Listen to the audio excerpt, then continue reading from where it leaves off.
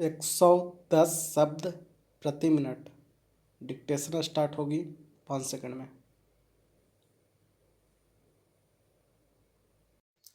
Corona की दूसरी लहर से उपजे संकट का सामना करने के लिए मुख्यमंत्रियों के साथ बैठक में प्रधानमंत्री ने यह सही कहा कि यदि हम सब एकजुट होकर काम करेंगे तो संसाधनों की कमी आड़े नहीं आएगी।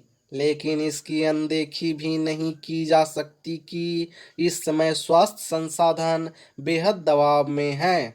इसके चलते ही अफरा तफरी का माहौल है।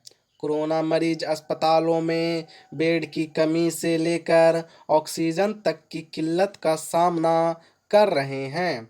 उन्हें कुछ दवाओं की तंगी से भी दो चार होना पड़ रहा है।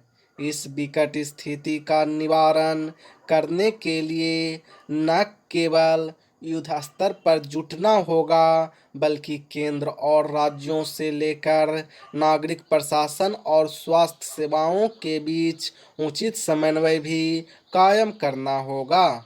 निस्संदेह संकट इसलिए और बढ़ गया है कि एक तो आवश्यक समन्वय का अभाव दूर नहीं हो पा रहा और दूसरे चुनौतियों से पार पाने के लिए समय रहते किसी कारगर रणनीति का निर्माण नहीं किया जा सका।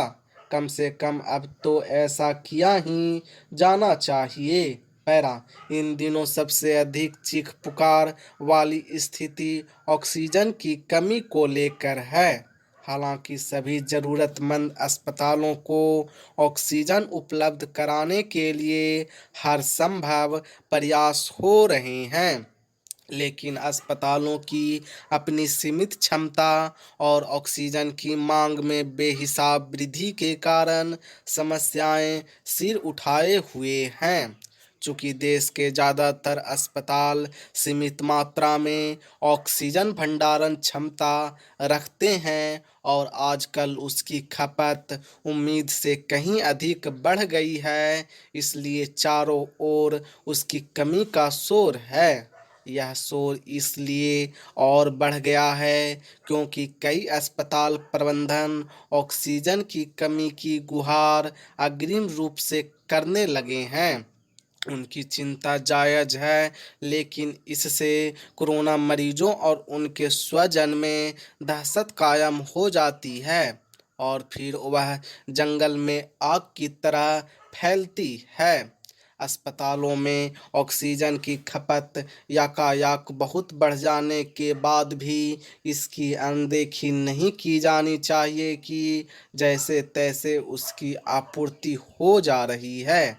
अस्पतालों के प्रबंधन और केंद्र एवं राज्य सरकारों को यह देखना चाहिए कि आपाधापी की यह स्थिति कैसे जल्द खत्म हो, क्योंकि जब तक ऐसा नहीं होता तब तक संकट के बादल छटने नहीं दिखते। संकट को नियंत्रित करने के लिए यह भी आवश्यक है कि स्वास्थ्य संसाधनों पर दबाव कम हो। ऐसा तब होगा जब कोरोना मरीजों की बढ़ती संख्या पर लगाम लगेगी। इसके लिए आम लोगों को संक्रमण से बचे रहने के लिए अपनी सावधानी का स्तर और अधिक बढ़ाना होगा।